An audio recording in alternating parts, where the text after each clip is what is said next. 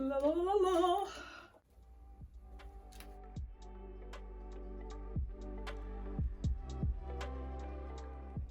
We need to have a talk. Book of the month. If you are on any book-related social media at all, you may have encountered some people who are sponsored by Book of the Month. Most of the ads for Book of the Month say that you get your first book for $9.99 and it's a hardcover. Who could pass that up, right? I mean, books are expensive. Let's start with the facts.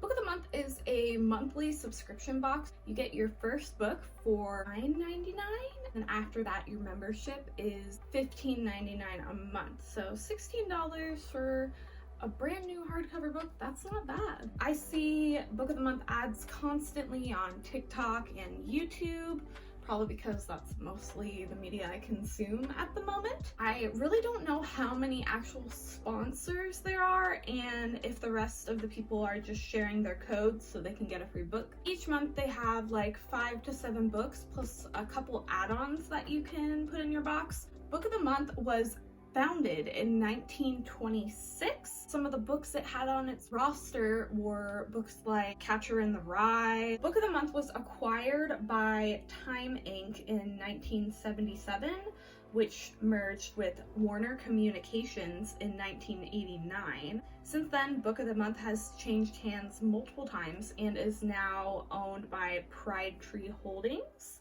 The company relaunched in 2015 with a completely new business plan, probably as a result of it changing hands at the time. Currently, Book of the Month has over 1.2 million followers on Instagram. I looked on Wikipedia and it said that the members are primarily millennial women. So I fact-checked that, and actually the CEO described the audience as women in their 20s and 30s. Now, I don't know about you, but I am definitely that demographic. The tone that the CEO described the books as are emotional and warm-hearted. Book of the Month tends to put out books that are feel-good as opposed to critical. However, not all of the books fall into these categories. There have been a couple books released that have titles that were not technically feel-good. Emerging and debut authors are frequently featured. However, there are often award-winning authors and celebrity authors chosen for Book of the Month as well. These can be the primary picks for Book of the Month or add-ons that you can add to your box. There are also some benefits for being a long-term subscriber for Book of the Month. Once you've received 12 boxes, so a year's worth basically, you're considered a BFF. Once you're a BFF, you get a free tote bag. Woo! And also you get a discount on their swag, which is mostly like notepads, t-shirts, magnets. They're kind of ugly in my opinion, but to each their own. When you're a BFF, around your birthday month, you get a free credit that can go towards an add-on for your birthday month. The Book of the Year finalists are announced in December or January. They just say winter on their website. You get to pick one of the 5 books for free as an extra add-on once you're a BFF. Book of the Month also has challenge goals that you can meet, such as reading 12 of the books, reading 3 debut novels, and reading 1 long book, which is more than 400 pages. Once you meet these goals, I believe you get rewards, which is some of their swag if you're into that. One thing to note is if you review a book that you have not purchased through Book of the Month, it will not count towards your challenges. I didn't know this because I've read quite a few books on their app. I reviewed them and I didn't get anything. So you have to buy them.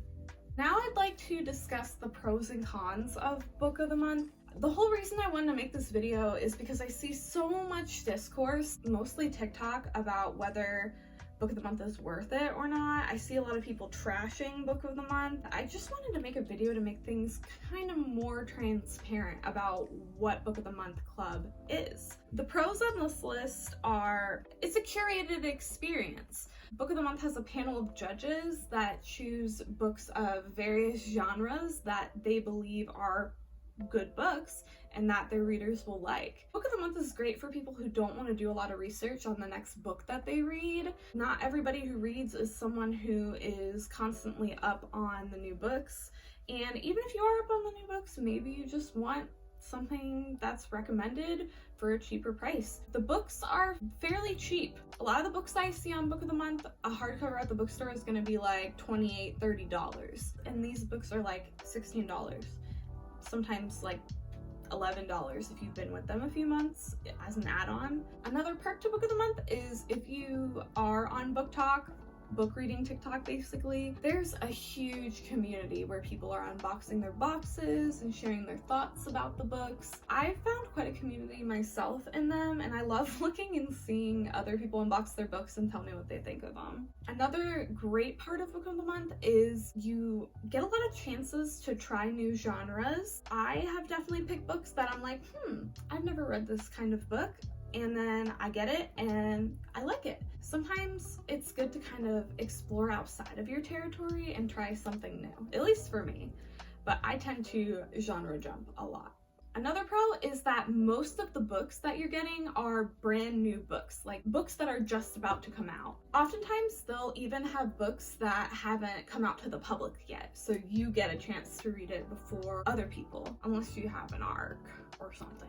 Also, now that Book of the Month has their own podcast, a lot of times after you read one of the books you get from Book of the Month, you can listen to the Book of the Month's podcast that they have with the author, and the author talks about the books. I did that with Upgrade by Blake Crouch because I really liked that book that I got from Book of the Month, and then I went and listened to the podcast where he talked about the book, and that was really awesome. Let's go to the cons list.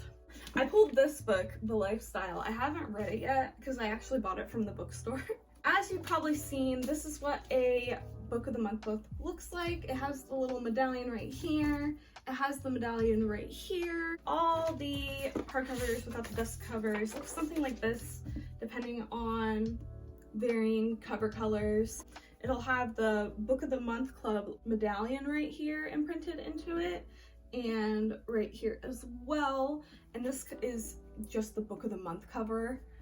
The regular one won't look like this if you get it at a bookstore. I guess you could count that as a con because, you know, it's not very unique looking. All of them look the same. They can be kind of boring looking. Another thing I want to mention is the Book of the Month books are generally lower quality than if you bought the same book from a publisher. The publisher books are manufactured in a different place. Book of the Month books are manufactured in their own warehouses, so they're a different quality binding, paper. I've only one time had to message support about a book that I got in the mail that had some water damage in the binding, so they sent me a replacement book that looked just fine. A lot of people don't like that the books aren't the same as the publisher versions. If you're a book collector, then you might not want to use this service because these books aren't really going to have any value in the future compared to if you bought the first edition from the publisher. A lot of people don't like them because they're ugly. I see so many TikToks about how ugly the books are, which I don't personally think they're ugly, but I don't think they're the most appealing either. Let's use this book as an example, Book of Night by Holly Black. Book of the Month did have this book as one of the books of the month, but I ended up getting a signed copy because Holly Black came to the bookstore by my house. If you look at this book, it's like the finish on it is like very velvety. The inside panels have like, I don't know, they're just really pretty. And if you take the dust jacket off, look at that. Would you just look at that? Just look at it.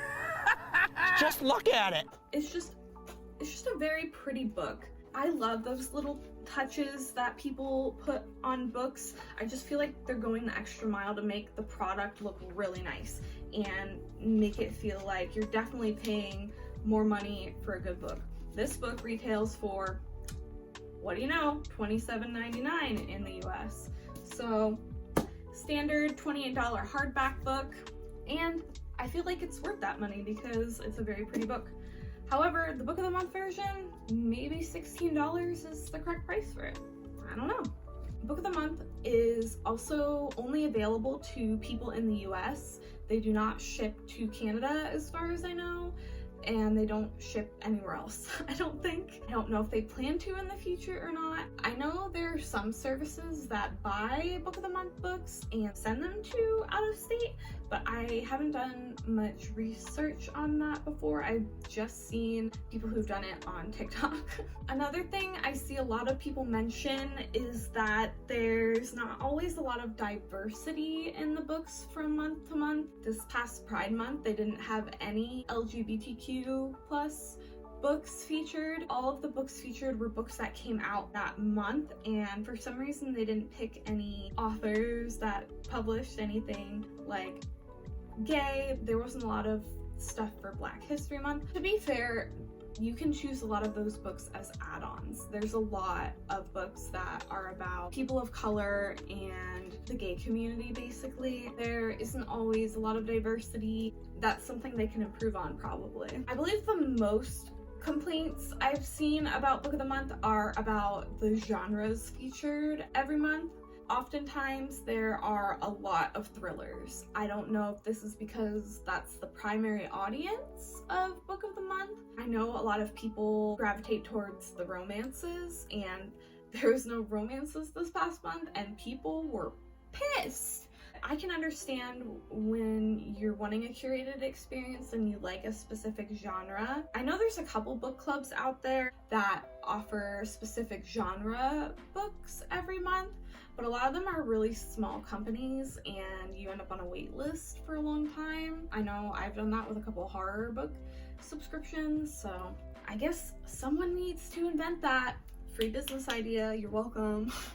Another thing about the subscription is that while you can skip a month, they will still charge you for the month. You do get to keep that credit and you can use it the next month.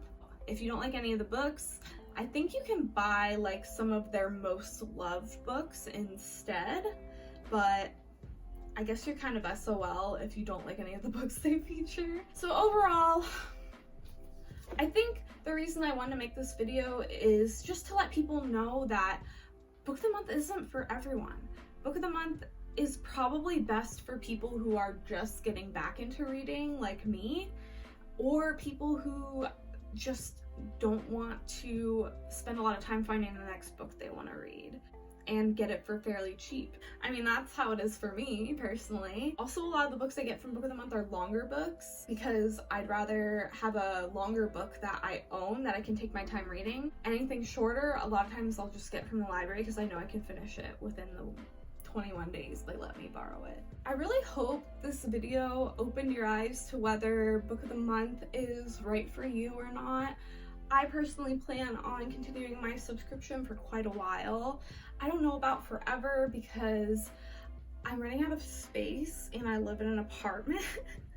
But the good thing about books is you can always pass them on to a friend, you can sell them, or you can donate them. It's your money, use it how you want to. It's your money.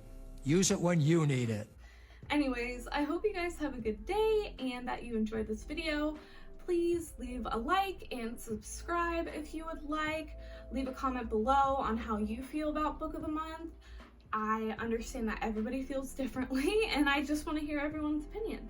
Thank you so much and toodaloo!